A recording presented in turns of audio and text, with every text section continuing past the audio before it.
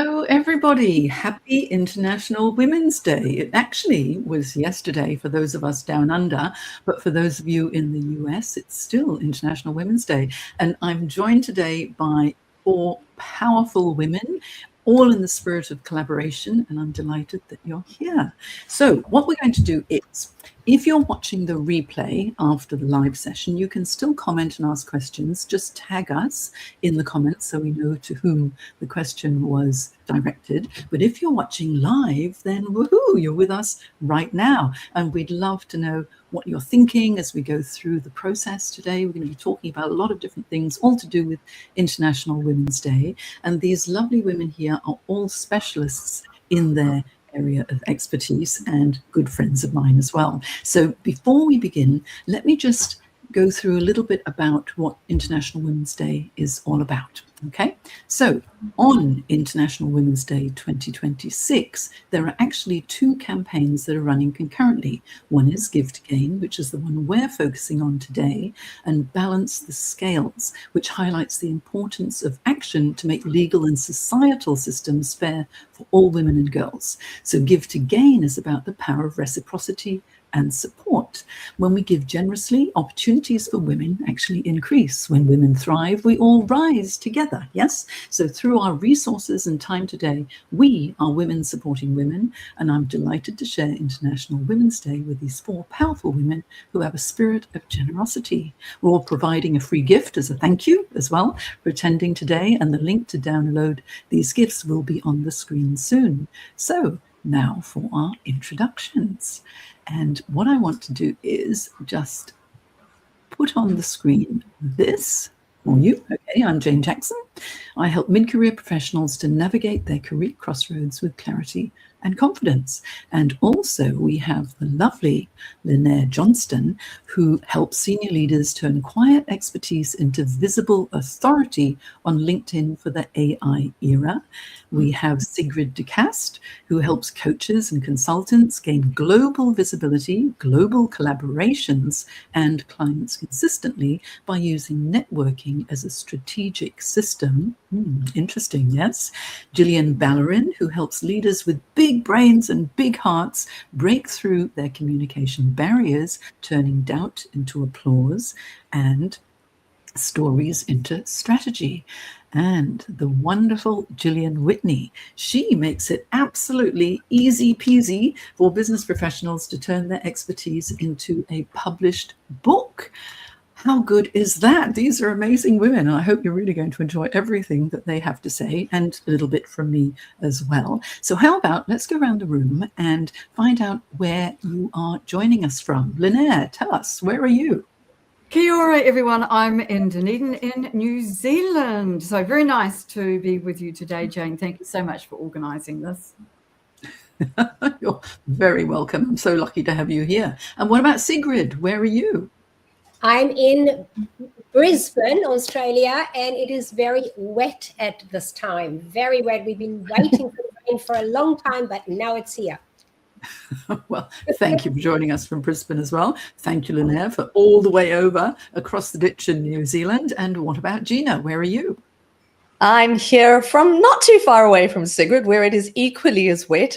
We're worried about flooding near parts of our world, but I'm in the Sunshine Coast hinterland where things are extremely green at the moment. Oh, beautiful. And stay dry, Gina. And Gillian Whitney is joining us from a long, long way away from us. Where are you, Gillian? I am coming in from Texas in the United States. So I'm in Corpus Christi area, Texas. And it's been raining here too. So it doesn't matter where in the world you are. We all had rain today. So that's kind of fun.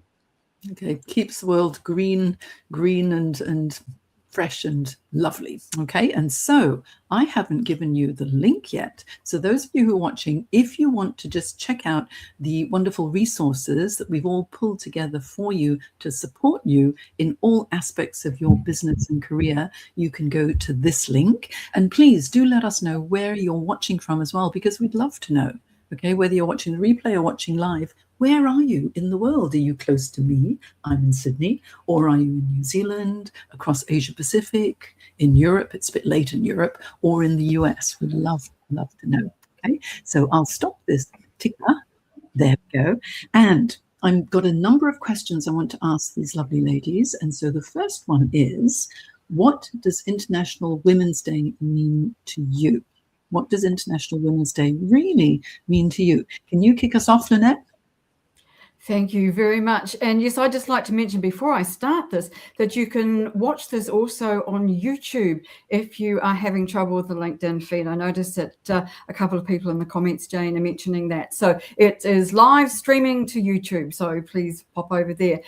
International Women's Day. You know, when I was young, the options for women in terms of careers were very limited. Most of the women in my family were nurses or teachers, neither of which I wanted to be. And thanks to two really strong mentors, female mentors in my world, I was able to be moved or guided towards the world of writing. And that has stood me in good stead for the rest of my entire professional life. So to me, International Women's Day is about women supporting the women.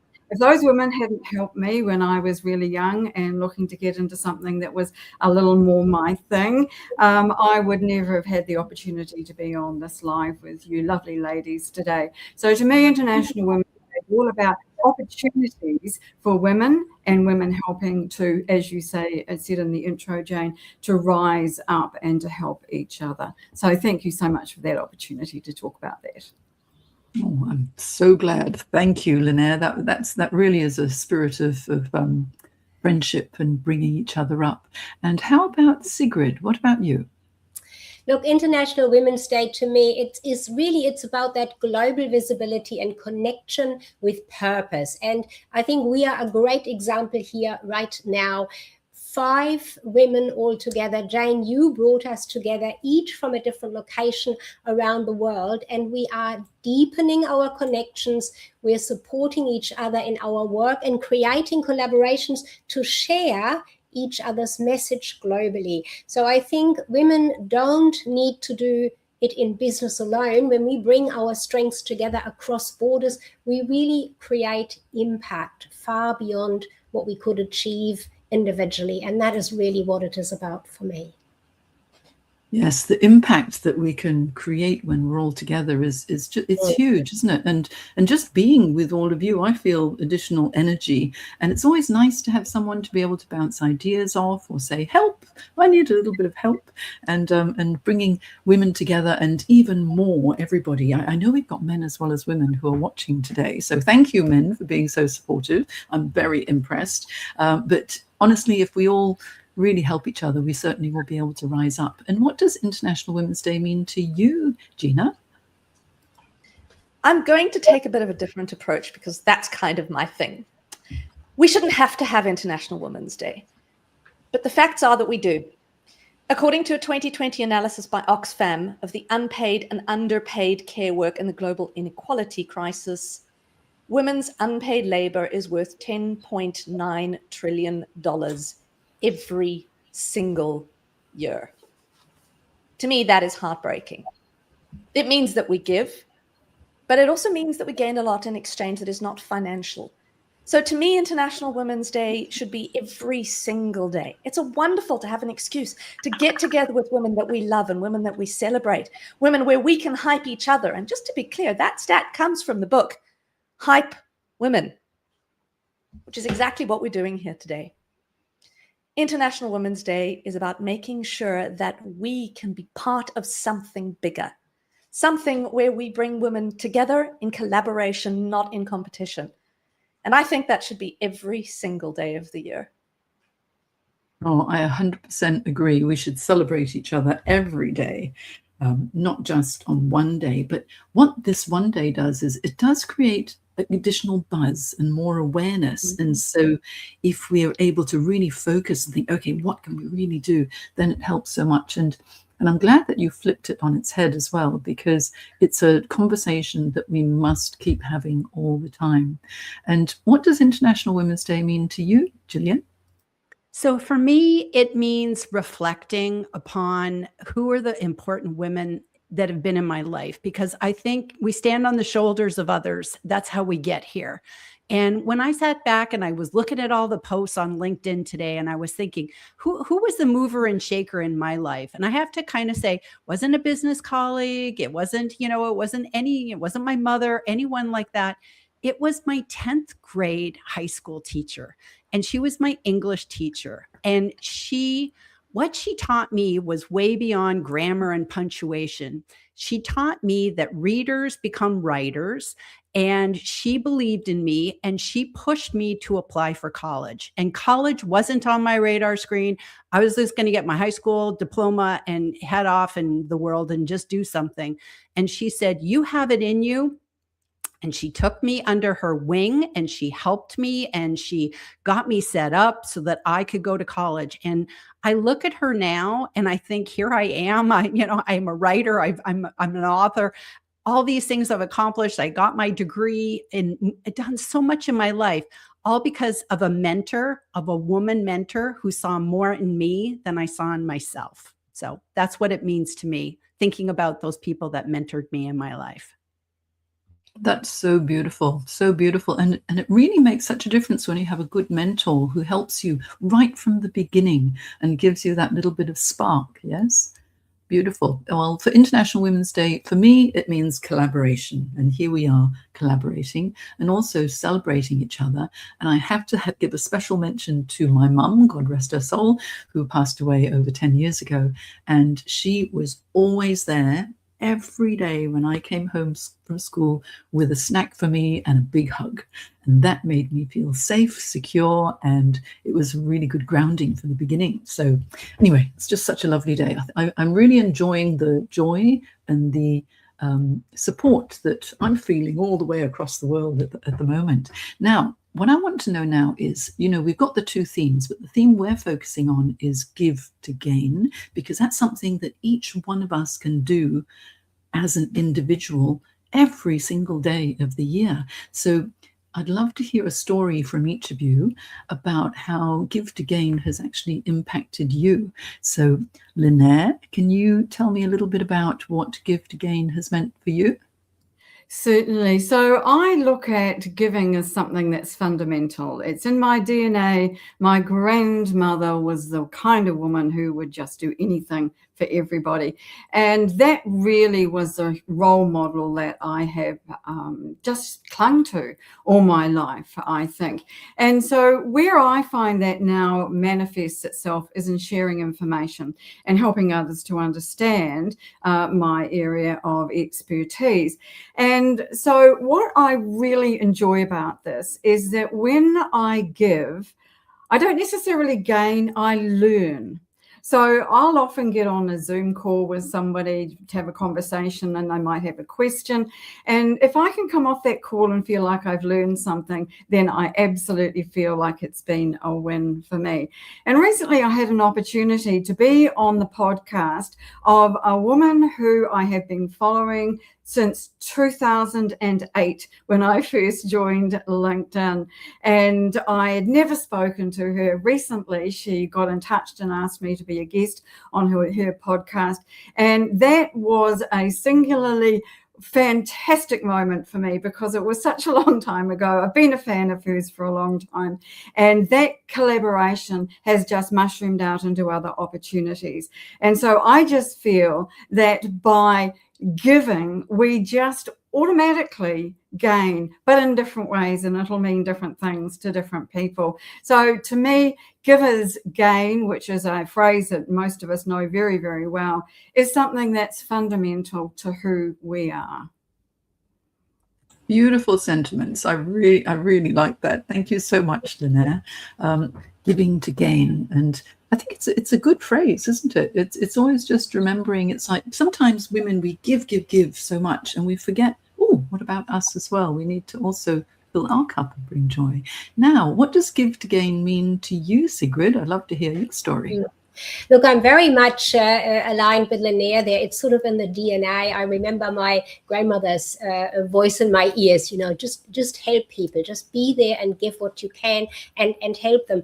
And it is certainly something I have experienced And give to gain and givers gain, the way it's formulated in many networking situations, of course, it is the foundation of sustainable networking. And it definitely goes beyond the transaction. Some people kind of expect something back instantly, immediately. I'll give something, give me something back. That's not really how I see it at all. And looking at my own background and what I've experienced, here's something that comes to mind. And it's not business. At the time, I was supporting elderly by driving them back and forth to different appointments, destinations. I just did it because I felt they couldn't do it on their own. They needed that help. I knew most of them. And so I just jumped in. I said, yep, I've got a car. Come on, let's do it. Obviously, at times I felt a bit niggly doing it, sort of not thinking about myself or thinking, oh, I need to put some more petrol in the car again and things like that. But then I thought, no, I'm also enjoying it, the conversations. As Linnea said, you're learning something all the time. I learned so much from these elderly people at the time. And here's the thing, though, many, many years later, two of those family members from those elderly came to me with high quality business referrals because I cared, is what they said. You cared for my mum, for my dad. I feel you are a person to be trusted with this particular business. So it can come back in business as well when you're looking at business, give to gain, but it definitely comes back in a personal manner. You feel good. You've helped someone else. It could be a kind of a mentorship in some ways even. And so I think that's really important to me. Oh, that's so beautiful, because you cared, Sigrid. And, the warmth that you always exude and the care that you show to everyone, whenever I've seen you helping anybody is really so powerful too. Thanks for sharing that story. It's so interesting. And what about you, Gina? What does give to gain mean to you?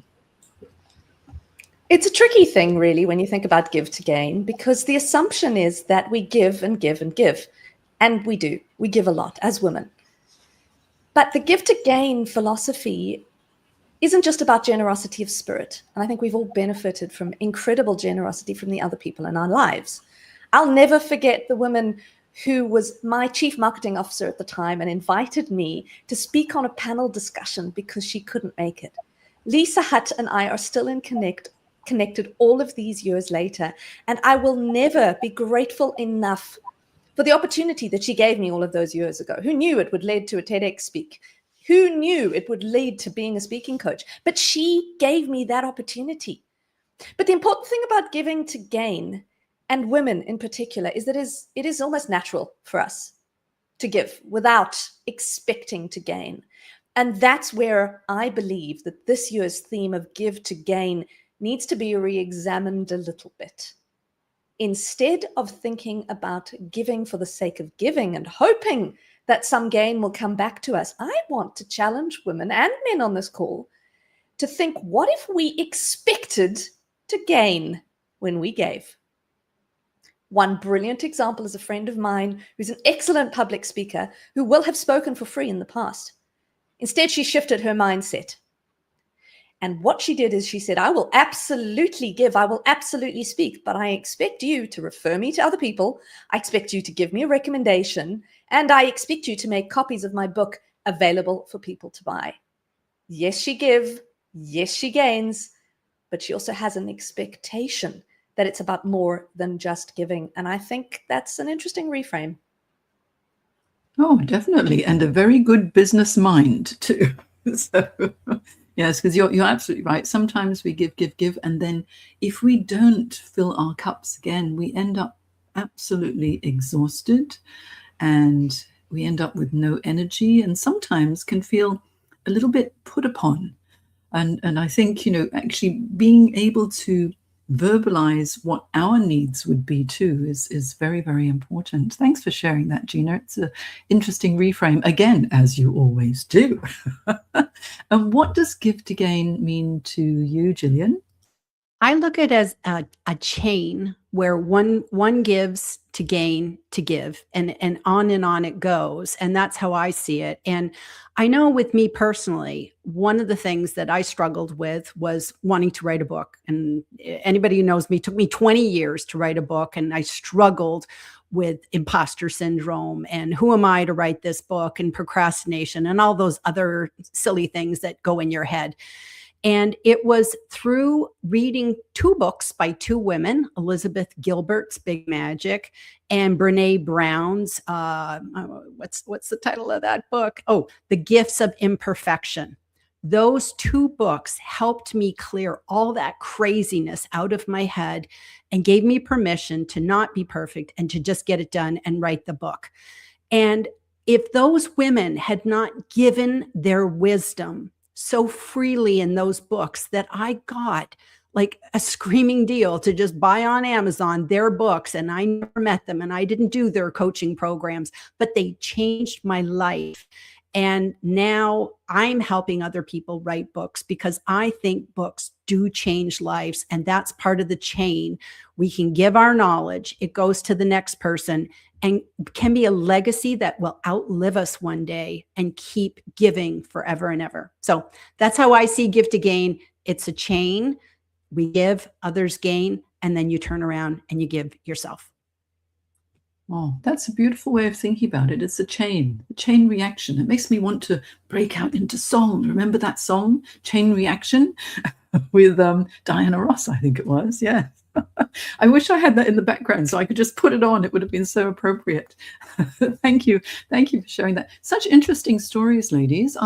And Give to Gain, well, for me, maybe I'll just share this story. It was a long time ago when I lived in Singapore. I used to enjoy AmDram, amateur drama, and I joined the Singapore Stage Club, and I absolutely loved it because both my daughters were about 12, 13 years old at the time. And so we all did the annual pantomimes. And every year, it was for 8 years that I would volunteer and help out. And initially I was backstage, then I became in the adult chorus, and then I got some little bit parts. But because I can dance, and I'm a choreographer as well, for anyone who didn't know, I was doing the choreography for the last 5 pantomimes before I left Singapore for the children's dance troupe, the teenagers dance troupe, and the adult dance troupe. So much fun, really enjoyed it, lots of work, and we all became one big happy family. And so there was a lot of giving there because I enjoyed it and I made lots of friends. Now, the teenagers I was particularly interested in at the time because my daughters were of that age or getting into the teenage angst years. And I found that the 14, 15, 16-year-olds, they kept coming to me after rehearsals and sharing their boy problems and, problems with communication and problems with schoolwork. And so they would just ask me for advice. I don't know why, they just did. So I was sitting down and talking to them, getting to know them, and really spending a lot of time with them every single week whenever we do rehearsals. Now, what happened was one of the mothers who was there, watching all the children do their rehearsals and the teenagers for their dances, she came up to me one day and she goes, "Jane, you do this confidence building thing so well." And I said, "Oh, I do." And she says, "I want you to come and meet my head of organizational development." And this was at the bank that became UBS in the end, because we have a number of middle managers targeted for promotion, mainly women who are technically very competent, but they don't have the courage to be able to speak up with senior managers. So we need a confidence building workshop. And so to cut a long story short, that ended up me having a gig for several years delivering a program that I developed for them called Yes, I Can, which was personally really rewarding and financially very lucrative as well. And that all came about because volunteering at the Stage Club, enjoying what I was doing, and then suddenly this opportunity came about. And so that's like giving without expectation, but there was a gain. So you never know where your next opportunities may come from.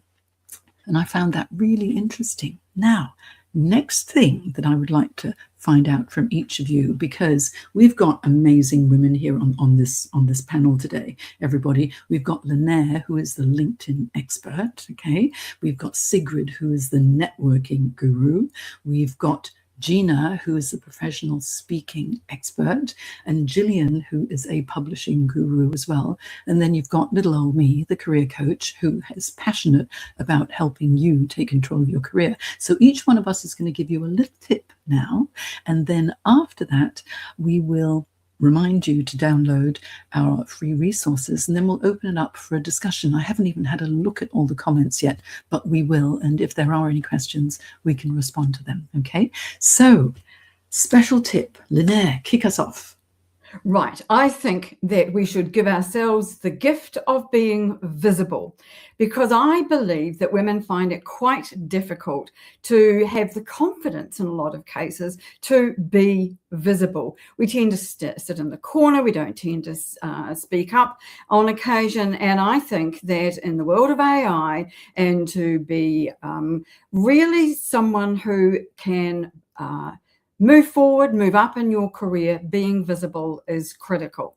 AI is discovering people based on whether they are online. And if you want to be seen online and discovered by AI, you need to be visible. Naturally enough, I'm going to recommend the place to be visible is LinkedIn, of course. And if you are in a business situation, you're a founder, or you have, well, if you're any kind of business professional, really, you should have a great LinkedIn profile. It needs to be complete. You need to have a great photo of yourself, and you need to be building a network, because if you do that over time, you will be seen by fabulous ladies just like this, and opportunities will come your way. But if you cannot be found online, no opportunities will come your way. And I think that it could probably fairly be said that we are all here today thanks to being visible on LinkedIn. So if you're not sure what that looks like or how to go about that, make sure you're connected to me or follow me. I'd be very glad to help on this International Women's Day. And I definitely recommend everybody connect with Linaire, because you will learn so much. And just to show you, in case you don't know what her LinkedIn profile looks like, there you go. You go there and you will find Linaire. Okay. Now, what about Sigrid? What's your wonderful tip for us today? A lot of the things that Linaire has already said in some form, but what I really think is a great idea for women, particularly in business, is networking, to go out there networking. As Linaire said, networking, LinkedIn is networking, but I think a lot of people are not using it fully to the best advantage. So look at networking as actually a pillar of your marketing. It is a long-term trust and relationship building pillar, and it goes way beyond the immediate referral, looking at that to come back, because the return can be a massive distribution of your message, your visibility in places that you actually never thought to go into, and friendships that withstand discord and opposing beliefs. A little example, not about discord here, but just an example of long-term friendships. To this day, I'm connected to someone in Hong Kong I met in 2013.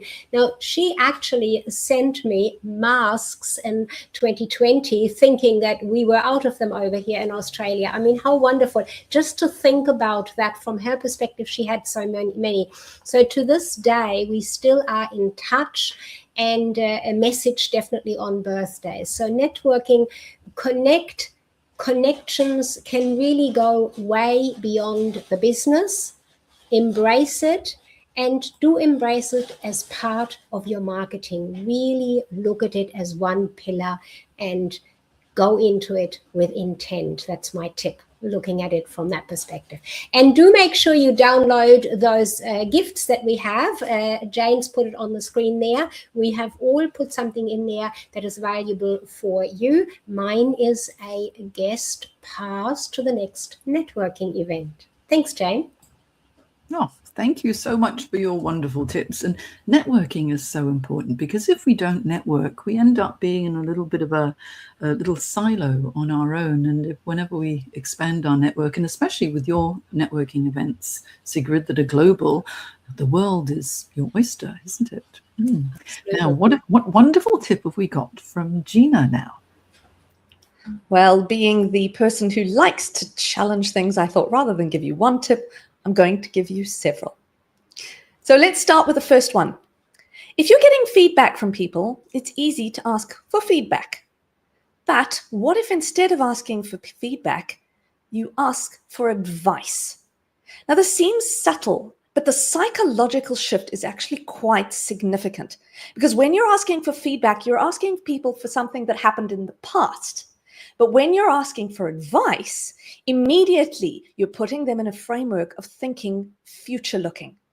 What happens is that instead of getting nitty-gritty, detailed information, you help the people you're asking to give you broader picture advice and guidance, and they're actually more likely to take the information seriously than to just throw something at you.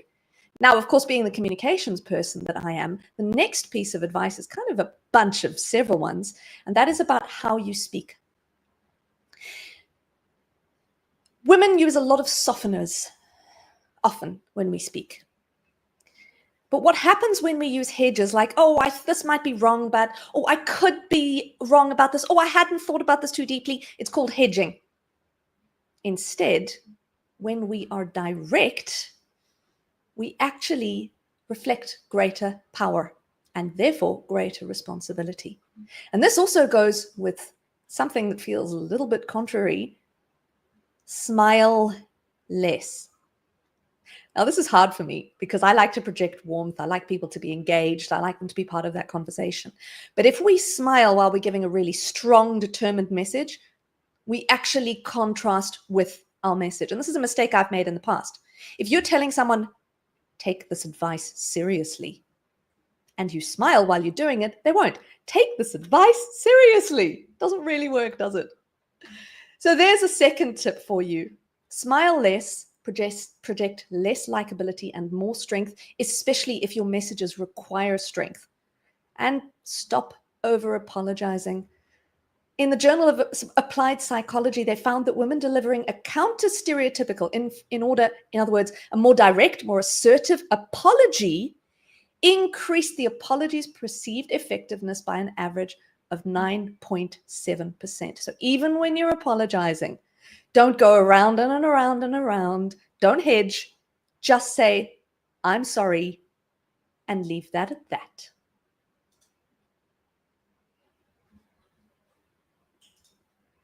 Oh, I was waiting for more. Oh, there is more. There is more if you want some more. This is the last point that I'd really love to make, which is actually about perfectionism. And we've talked about this. We've talked about the challenge of perfectionism. We've talked about issues with imposter syndrome, which, by the way, affects men as women as well as women. The problem is that perfectionism is often something that prevents us from doing the things that we're most scared of. And so really the advice is, woman or man, stop waiting until you're 100% ready. There were studies, Hewlett-Packard did a study saying that men only apply for a job or promotion when they meet 60% of the qualifications. Well, how much do you think women wait for? 100%. So in other words, men will apply for a job, they will apply for a promotion when they only have 60% of the requirements. Women will only apply when they have 100% of the requirements. If there is ever a lesson for us to step out of our comfort zones and do the things that we're afraid of, there's research that tells us why that's so important. I 100% agree with you there. With my career transition clients, so many women go, oh, I don't tick enough boxes to apply. But they have to remember that that job description, it's almost like a Christmas wish list, isn't it? Where you want this, you want this, you want this, you want this. And when you were little, your Christmas wish list for all the toys was very long. But if you just got one of those presents on Christmas Day, you were pretty excited. So pretty lucky to get anything at all. But you know, the key takeaway here is when you're mentioning about how you deliver the message, your body language has to be congruent with the message. Otherwise, there's something wrong, isn't there? So very, very interesting tips. And I suggest that everybody should connect with Gina, okay, and find out more about public speaking as well. Now, Gillian, you've got some very interesting tips for us, I know, because Gillian is the book expert. So can't wait to hear your tips now. So, of course, it's going to be about books, right? Spoiler alert, I'm going to talk about books, right? Because books have meant so much to me. And I know that everybody here listening today has a book in them. I truly believe this. I say this all the time because we all have lessons we learned that we would like to pass on to somebody else. And so what I'm going to say is, here is my tip. If you want to write a book, first of all, you have to figure out if you're ready. So before you write a single word, a single sentence, paragraph, page, what I want you to do is look before you leap. So you want to look for three things. Number one, you want to look of what are the goals? Why do I want to write this book? What do I want to get out of this? So make sure that you look at the goals. Number two, look at who is the ideal reader. We cannot write a book for everyone, and that is the biggest mistake. You have to zoom in and say, this is the person I am writing that book to. And spoiler alert, sometimes it's you 5 years ago. It's yesterday me a lot of times. And then the third thing is, you want to look and you want to see what content you already have, what expertise is already within your fingertips that you could use to write your book, because you don't have to reinvent the wheel and start with a blank page. So the goodie that I gave today is an assessment that will help you figure out those three things before you start writing. Get that clarity first, because I know you have a book in you, and I want to help you get it out. So I hope that freebie helps you. And how many books have you written, Gillian? 6. 6 as of last Friday. And the latest book, which was launched last week, woohoo, is, tell us about it. It's called What Book Should I Write? I've got it right here. I didn't expect to, be showing this one, but this is all about the struggle people have with having so many ideas and thinking I must be flawed because I have so many ideas, and how to get that clarity to narrow it down to what book to write first. Doesn't mean that you only get one shot. You can have as many shots as you want, but you can't write more than one book at a time. It's too hard. So get that clarity, narrow it down to one book, and then figure out, like I said, the goals, audience, and then what content do you already have to jumpstart your book. So that's what that book's about. So anyways, that was my little congratulations. Congratulations, because it's 6 books is honestly what an achievement. And also helping people become authors is so important as well, because everyone says, oh, I think I've got a book in me, and then most people don't do anything about it. No, or they write that book and stick it in a drawer and it never sees the light of day. And that to me, when I hear that story, that I have a book I wrote and I stuck it in a drawer, it's like, oh no, let's open the drawer and get your book out in the world, because somebody's waiting, maybe me. Somebody's waiting to read your book. Well, I'm going to have to talk to you about the children's book that I wrote 10 years ago that is still sitting in a drawer. And of course, I wrote Navigating Career Crossroads. It was about 10, 12 years ago now. And that has really helped in my business as well, which was phenomenal. It's funny, isn't it? When you write a book, people think you're more intelligent than you actually are. And it's like, once my book was published, it was as if my IQ had gone up. It hadn't, of course, but what it was like 10 years of coaching experience, because I've been coaching for 24 years now, all put into the book to help people, because dedication to a cause or service is my career anchor, which leads me actually to my little tip all about careers, because I'm a career coach and I'm here to help people in their careers, especially if they're making a career transition.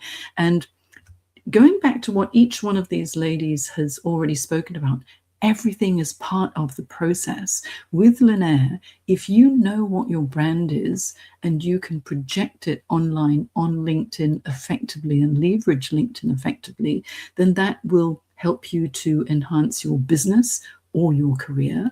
With Sigrid, with networking, it's so important to be able to connect with people and form authentic connections and really support each other. So that networking piece is important.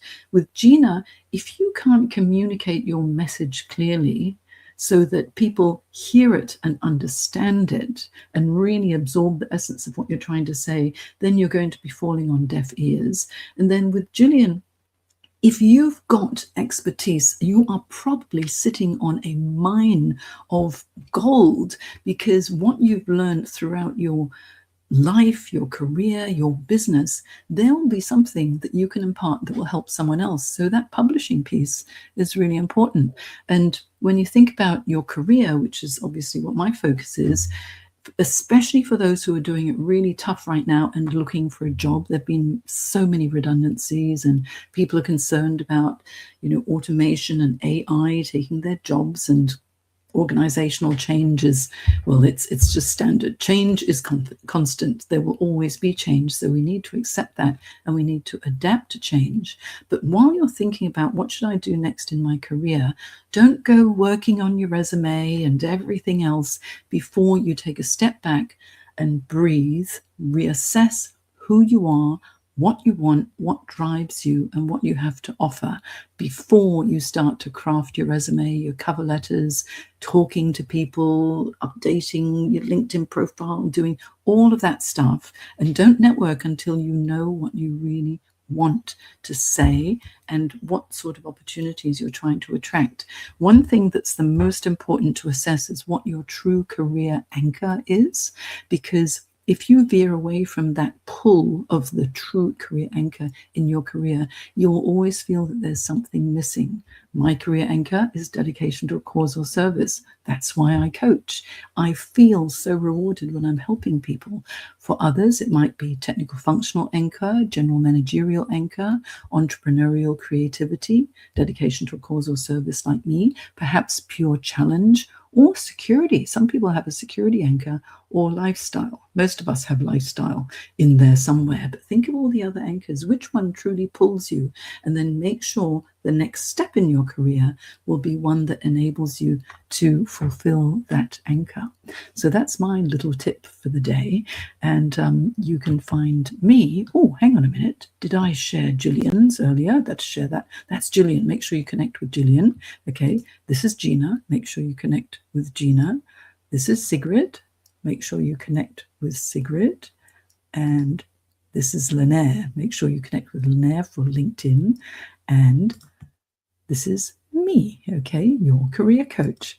And so we've had a really good discussion so far, ladies, don't you think? Okay, we've got 15 minutes to go, and I can see that there are lots and lots of comments. There aren't any questions, but lots of hello and thank you, and yes, that resonates, and all that sort of thing. And thank you for sharing these great ideas. And like here, thank you so much, Val. And Sue personally found the process of writing a book a wonderful experience. And look, men supporting women. Felipe, thank you so much. How wonderful you are. And here's a question. Okay, should we go through and see if any other questions are coming up? Because if you're still watching and you do have any questions, now's the time to ask before we sign off. So Sue's asking, Gillian, I'm curious as to what you think about people starting their own name website and publishing there first before writing a book. Do you see this as a good stepping point or even end point with such a digital world that we can educate AI? Gillian, over to you. I think it's great to, first of all, everybody should go grab their domain with their name. So I have two websites. I have jillianwhitney.com. And I have my Easy Peasy Books, which is my business, my LLC. And I like that because when you write a book, you can drive people back to your whatever domain you want to, both, whatever. I think it's really good. I use one as sort of like media, which is my books and guest appearances and things like that. That's the Gillian Whitney website. The other stuff is the business side of what I do. So I think it's great to have that. The only thing is I wouldn't have it stop me from writing a book.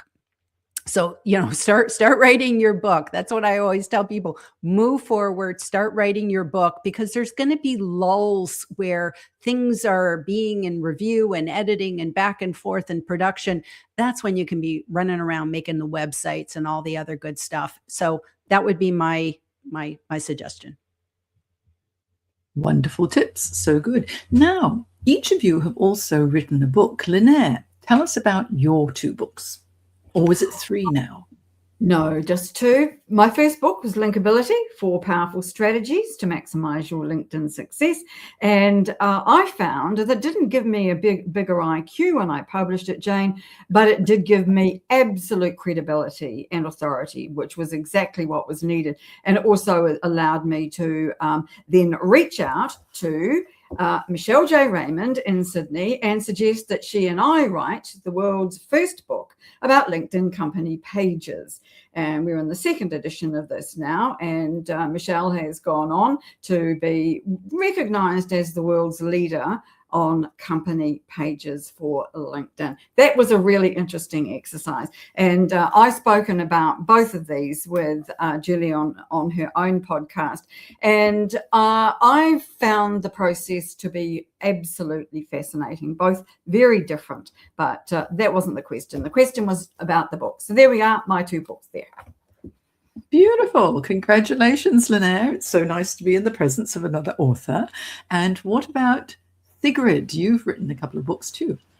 Yes, I've actually used book writing to elevate credibility and authority. And I have 4 different ones, each one for a particular type of business that I was in, that I wanted to promote myself in. And so the Impact to Inspire with the book was specifically written for women in business, but to build your business with the book, of course, is about putting the book around your business specifically. And the secret of marketing a business like yours is very much an evergreen in a way. Yes, some of the things are a bit more outside of the digital world, but they still apply. The principle behind those still apply in building your business. And that's why I said earlier, networking is part of your marketing. So all of it comes together in that way. And a personal project I have embarked on recently that I haven't really moved forward as quickly as I wanted to, but that's quite okay because things are developing, is a book around the women in my family, which is quite befitting for International Women's Day today, I think, for me to say, the women in my family, the way I trace it back, my grandmother was very strong in being the woman of the day in a day where women did not have many rights and certainly weren't leading businesses, but she did. And the next one, my mother made this massive move from one side of the world to the bottom side of the world here and discovered her artistic flair, which she never knew before was really there lying dormant. And then for myself, both my children and my granddaughter have their own businesses. So it's all been business, business, business, a lot, particularly the women in my business. So I'm celebrating that for sure today. Oh, what a talented family. That's very exciting, Sigrid. I can't wait to read that one. That's going to be amazing. Oh, so you see, whenever you have nice, honest, open conversations and spend time getting to know each other rather than just typing online, then, that's how you learn those little nuggets of gold about each other, which is fascinating. And Gina, you also have a book. So Sue Elson said she found the process of writing a book such a wonderful experience. I wish I could share that. I found the process of actually writing the book, The Secret Army, Leadership, Marketing, and the Power of People, relatively easy. I'm a professional speaking coach, but I've been a writer for 20 plus years. I've been a B2B marketer. So writing is the easy part. The validating, the proofreading, the editing, and the checking that the messages I was putting across in the book are actually valid and connected to the people who I've quoted. That was the hard part for me. So when I've considered writing a second book, and people have often asked me, that is what comes to mind. And yes, I should take my own advice, feel the fear and do it anyway. But often that process of dotting the I's and crossing the T's requires a certain mindset. And I'm more of an innovator than I am a project manager. So in the other books that I've written, which was a romantic fiction novel, I never ended up publishing it. And the third book, which is actually a book of poetry, was literally handwritten and hand-delivered to a friend of mine in Germany. So these are all books that are part of me, but they're not all books that have necessarily seen the light of day. And so maybe I can leave people with a message here, which is, if there are books in you, Take as long as you need to get them to light, but please be proud of the results that you have achieved. It took me so long to feel comfortable with sharing my book because, believe it or not, I thought the margins were too small. Now, if that isn't a sign of imposter syndrome, I don't know what is. Don't let the margins stop you. Publish that book. Yes, get it out there. And like Gillian has done with her 6 books, six books, Gillian, tell us the title of each one. Oh gosh, I wasn't prepared for this one. You think I'd know. The first one was How to Be More Comfortable on Camera. So there you go. The second one was Stand Out in Your Job Search with Video. So of course I was a video coach back then. The third one was LinkedIn Live Guest Mastery. So it's everything about learning how to go live on LinkedIn. The fourth one was Present from the Heart? Speak from the Heart? Oh my gosh, I'm blanking out on my own book. And I co-wrote it with Tina Jarvit. So I think it's called Present from the Heart. Your Voice Matters, Present from the Heart. Oh my gosh, I can't remember. I forgot that. And then, of course, then the fifth one was From Expert to Author, How to Write Your Business Book. And then the newest one is What Book Should I Write? So there we go. Pop quiz. I failed terribly. Bad memory, great writer. There we go. Great writer, Gillian, and thank you. I'm very impressed with so many books. And well, finally, for me, I wrote Navigating Career Crossroads because I was on a mission to make careers guidance accessible and affordable to everybody who needs it, because one-on-one bespoke coaching ends up being really quite an investment into your career, and not everyone can actually afford it, especially when you're in between roles. So I thought, what can I do? So besides the podcast, which is Your Career Podcast, which you can listen to if you like, because it's got lots of advice and guidance and interviews with fascinating people who've made amazing career changes. Many of these ladies on this panel have been on the podcast as well. But I wrote this book, gosh, such a long time ago. It took me a year to write it, though. It was quite long and arduous. I found it quite hard because I had so many thoughts in my mind that I wanted to get out, and it took a lot of time. But it's basically the A to Z of making a career transition, from really rebuilding your confidence after redundancy, because it's quite an emotional roller coaster. It can knock you about a lot. So rebuild your confidence, manage the stress of change, to assessing what makes you tick, and then going into, it takes the acronym CAREERS, careers, and it follows my 7 steps careers process of confidently managing change, assess what makes you tick, resumes and marketing communications, express your personal brand, and explore all the job search strategies that work, and then relating your value in interviews. And finally, strategies for success, which includes negotiation and onboarding. And so basically it's the A to Z of career transition, and it makes it so affordable, so anyone can be able to get some professional career support should they need it.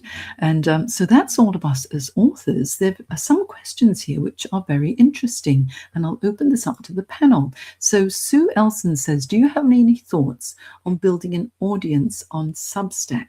Now, I'm not an expert on Substack. Gillian has some pointers. I have not jumped onto Substack, but I'm telling everybody, do it. It's like everybody's getting on there. So get cracking now. There's some different things that you can do there that you can't do on LinkedIn. And it's one of those, I think we should all be looking at it. I agree.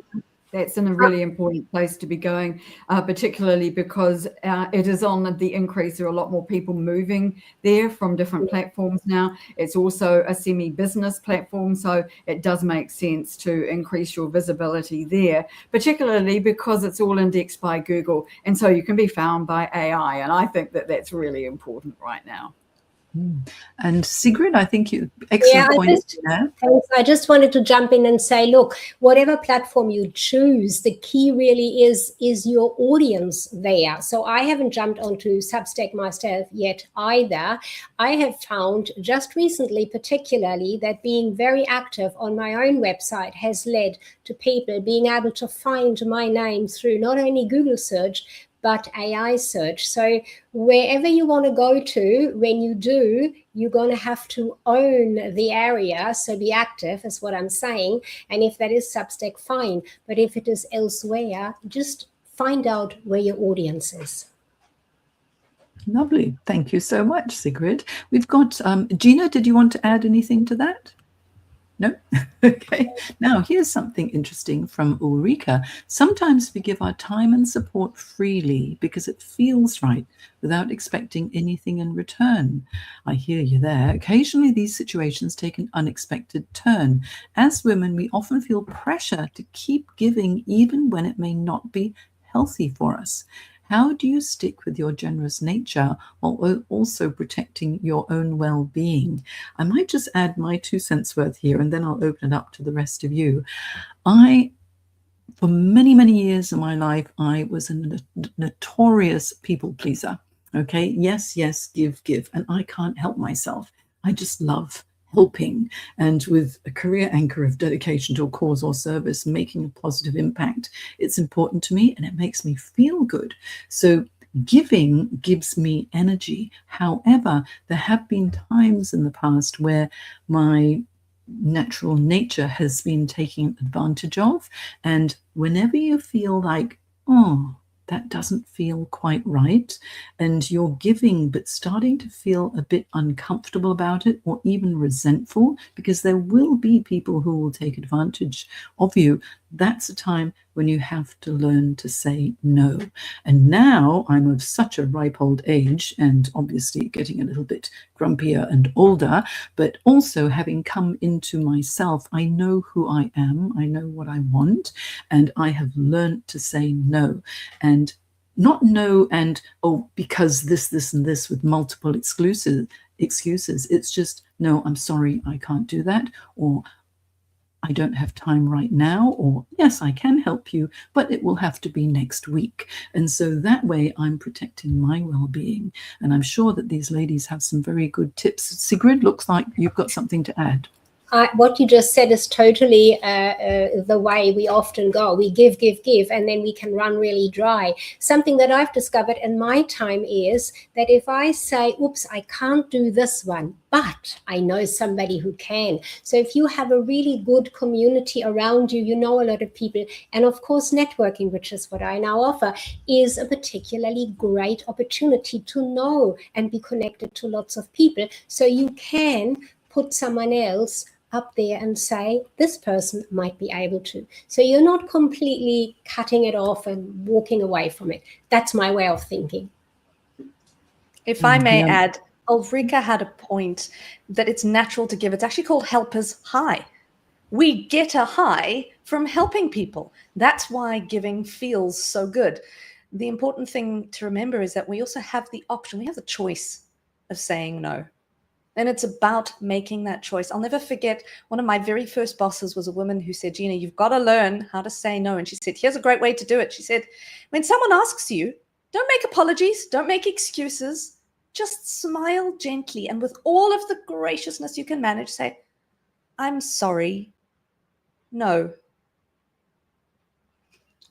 Love that. The power of saying no. Also, it's the choice of being able to say no. And I think International Women's Day is all about choices, because not everybody wants the same thing. You know, you can be quite militant about certain things, but if you have the choice to choose whether you want to be more assertive or more forthright, or to have this or to have that, then that's your choice. And being able to do that, I think, is really important. There's another question here, which I'll throw open to Lynette, because I think you know the most about Substack at the moment. Do you use your own names as a Substack page, or do you title it differently? I use my own name, but I also tag on my business name to the end. So the reason for that is I want to be found by AI and in Google searches. And because I've got an unusual name, using it is an advantage for me. I see it as an asset. But I also want people to know about my brand name, because that's where my website is. It's under linkability.biz and not under my own name, although I have listened to Gillian's advice about getting a .com in your own name, and I think that's very wise indeed. And so I think that it's important to have your own name along with your company name on your Substack page if you possibly can. There's no reason why not, and it does make it easier for AI and for Google to find you. So it's a great question. Wonderful questions. And you know, it is now 1 o'clock. We've been speaking now for an hour. And I think this is a very nice comment to wind up on, which is from Yolanda. When you stop overcommitting, you create space for your health, your priorities, and your peace of mind. Spot on, Yolanda. You're absolutely right. And so now, thank you so much, everybody, for joining us today. Please go to thecareersacademy.online/IWD 2026 to get your free resources from Linaire. And tell us what your resource is, Linaire. Oh, I think I'm giving you a month free of my Linkability members community, if I remember what we originally agreed. And I would really invite anybody who wants to learn about visibility and LinkedIn to give us a try. All the ladies who are on the stage here today are members of my community, and we have so many wonderful leaders or experts and people in different areas all around the world. And it is the most amazing little community, and I absolutely love all the people who are in it. So thanks so much again, Jane, for putting this event on today. And please, anybody who'd like to try us out and see what we do in our community, it would be great to have you. Thank you. Thank you so much, Linaire. And Sigrid, what's your free resource for us? Oh, you're on mute. I was on mute. Here we are. I'm offering a free guest pass to my next Global Business Networking live online event. And you also get to download 3 fresh introduction templates, because it appears that often, particularly women, but men also, are a little hesitant to introduce themselves, especially live online. So there are templates that you can play with to get your introduction right for you. Beautiful. And what about you, Gina? Like Sigrid, I've got 2, bang for buck. The first one is a free chapter of my book, The Secret Army: Leadership, Marketing, and the Power of People, available to absolutely everyone. And then the second thing is for one person only. It is a private session with me, 45 minutes, to take away a lesson about your communication skills and what can actually make you a better speaker immediately. But there's only one session available. So catch the link, book the session. If you miss out, give me a message and we'll see what we can do. But please take an opportunity to do that. I guarantee that you might not know what's holding you back until you have that conversation that can actually help you reframe how you're communicating. And maybe there might be even some subtle changes that could change everything for you. Beautiful. And Gillian, what's your gift to everybody who has attended today? So it's a PDF, which is an assessment to help you walk through and figure out if you're ready to write your book. And it just kind of goes through some of the things I talked about earlier. It's a couple pages long, but I think it would be really helpful for you to just sit down with a cup of tea, cup of coffee, and go through and figure out if now is the time. Wonderful. I hope there'll be a lot more authors in the world too. And as for me, my freebie is a beautiful workbook for you that you can download, and it's called Prepare for the Year Ahead. So it's a self-reflection, and it's always good to take a step back and reflect on what has happened in the past 12 months, what went right, what went wrong, what you want more of, what you want less of, personally and professionally. And it sets you up with great clarity so you know what to do next in your life and career as well. So head over to this link, and I'd love to know what you think of the wonderful images that we have of each other on that link as well, because they're really, really very interesting, created by AI. And AI actually has hit the nail on the head for each of us. It's really captured our personalities and what we do as well. So thank you so much, everybody. I have taken away from today the spirit of friendship and collaboration. There's been a lot of support, warmth, and a lot of fun too. So thank you so much, everybody. And let's wave everyone goodbye as I go to our final screen, which is this one. Bye-bye, everybody, and happy International Women's Day.